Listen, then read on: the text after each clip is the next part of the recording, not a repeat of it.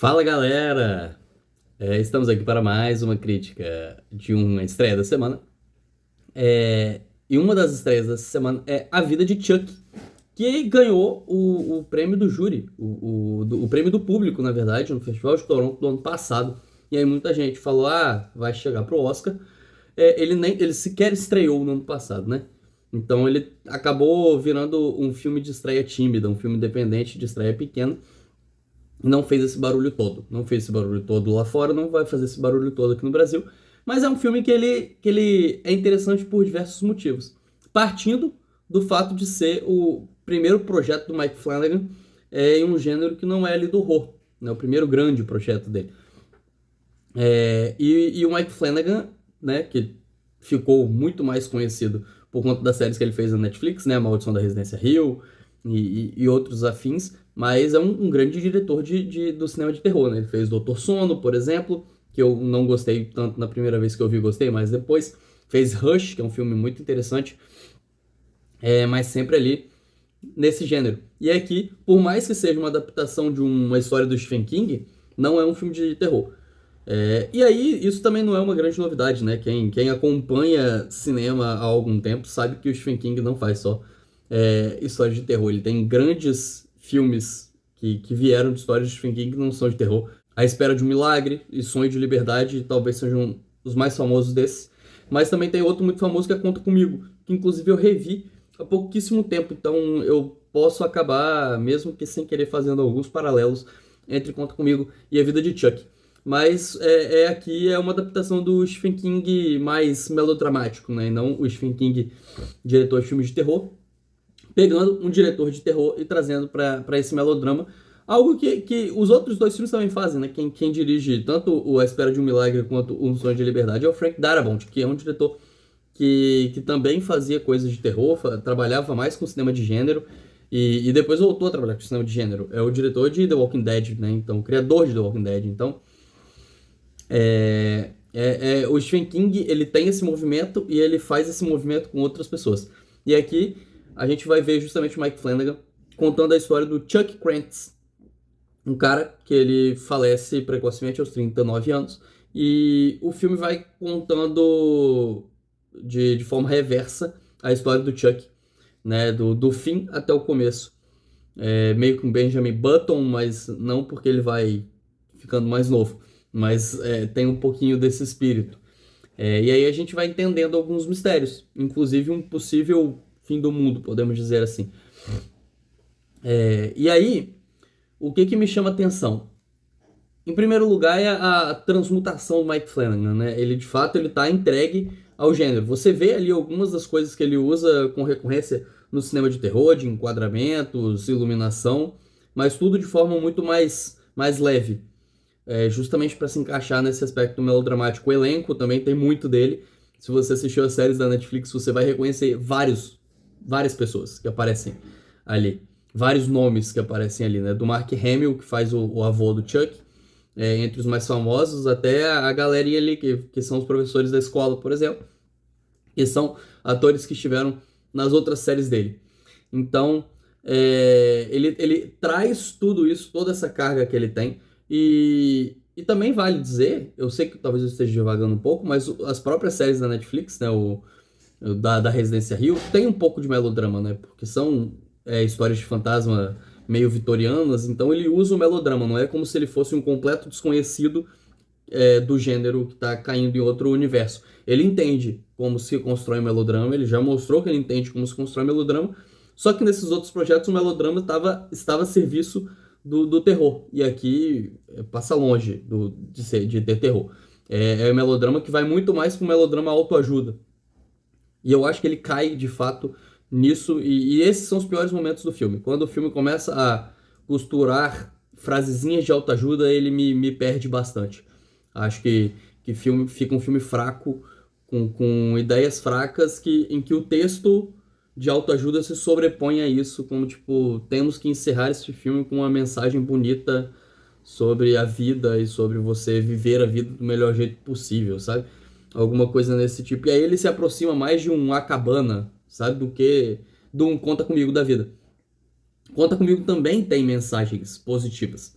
de amizade e tudo mais. Eu falei que eu provavelmente faria esses paralelos. Mas só que o Conta Comigo, essas mensagens elas não são o ponto principal do filme. Elas são o filme, elas estão no filme. Aqui tem momentos em que as mensagens estão no filme e tem momentos em que elas superam o filme. Elas parecem ser o motivo para o filme existir, sabe? O filme existe só para passar essa mensagem. É, e talvez isso aconteça porque ele não é tão orgânico. O Conta Comigo, por exemplo, né, a amizade entre os garotos é muito orgânica, ela é muito real. Apesar de ter vários momentos absurdos ali dentro, o foco está sempre no quão real e genuína é a amizade entre eles. E aqui nem tudo é tão genuíno. A gente tem coisas absurdas, entram elementos fantásticos em diversos momentos, como eu falei, tem um possível fim do mundo, tem uma parada de sobreviver futuro, coisas que fazem parte até do universo do Stephen King, sabe, em outros trabalhos. Então, elas estão ali e brincam, e o filme flerta constantemente com esse absurdo, mas não de forma tão orgânica. Ainda assim, é um filme que eu gosto.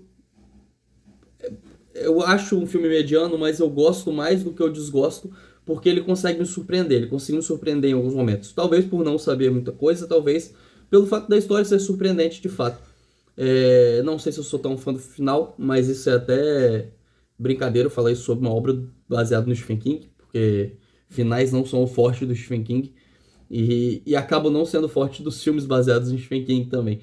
É, mesmo quando outra pessoa pega. A não ser que a pessoa mude muito e aí o Stephen King fala que não gosta. É o caso de O Iluminado. Mas eu gosto de quando o filme me surpreende. Por exemplo,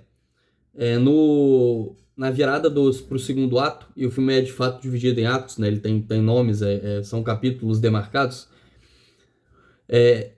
Aquilo ali me surpreendeu muito, porque o primeiro ato cria todo um contexto, e aí quando você entra no segundo ato, ele entra numa parada de artistas de rua e passa, tipo, mais ou menos 20, 30 minutos, que é basicamente um número de música e dança. E aquilo me pegou muito desprevenido. Tipo, eu achei que o filme tava me perdendo e deu um novo gás pro filme.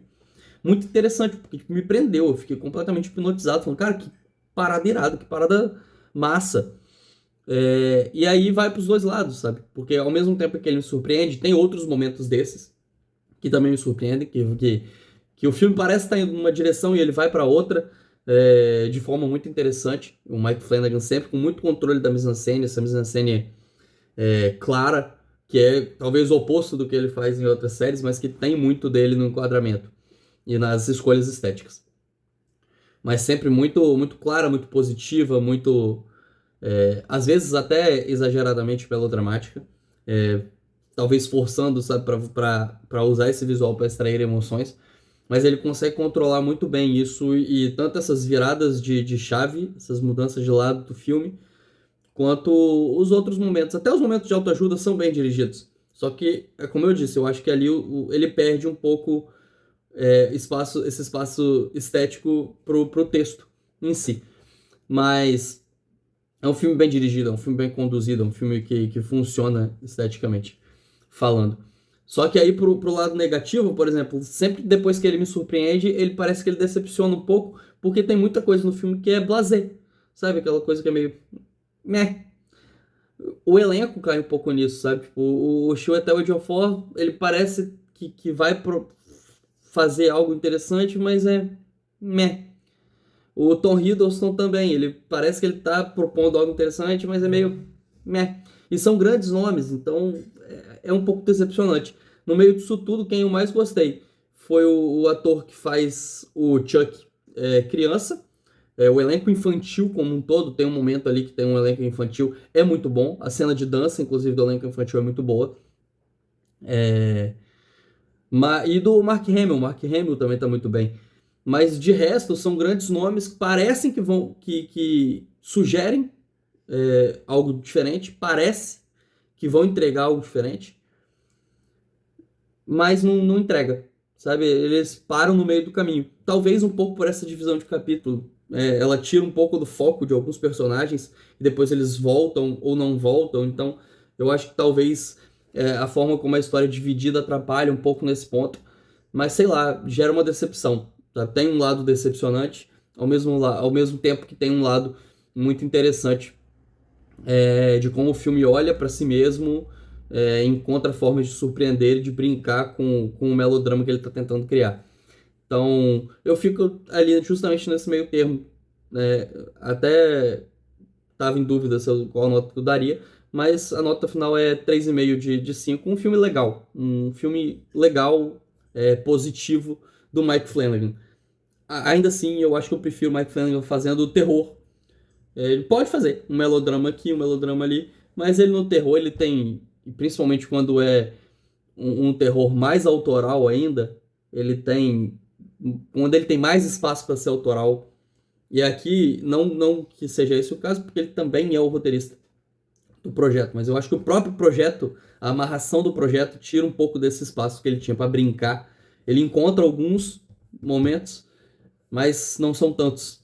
Quando ele tem mais espaço para brincar com o gênero e com as sensações, saem coisas mais interessantes. Mas fica a dica.